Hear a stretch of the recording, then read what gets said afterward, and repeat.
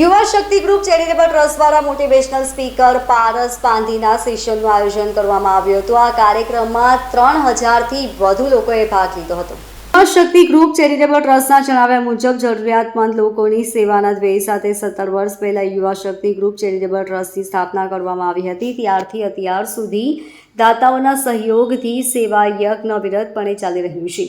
Group દ્વારા જરૂરિયાતમંદોને medical સહાય, વિદ્યાર્થીઓને શિક્ષણમાં મદદ કરવી, વિધવા બહેનોને પગભર બનાવવા અને ગરીબ જરૂરિયાતમંદોને અનાજ, કરિયાણાની કીટનું વિતરણ કરવામાં આવે છે।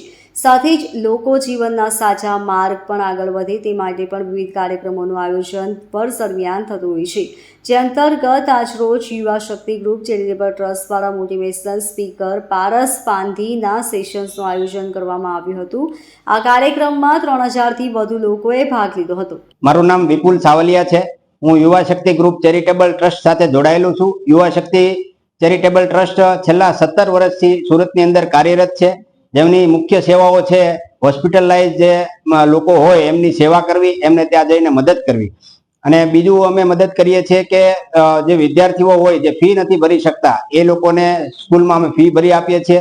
સાથે સાથે જે વિધવા બહેનો છે એ લોકોને પગભર કરવા માટે અમે 400થી વધારે સિલાઈ મશીન અત્યાર સુધી અપાવ્યા છે।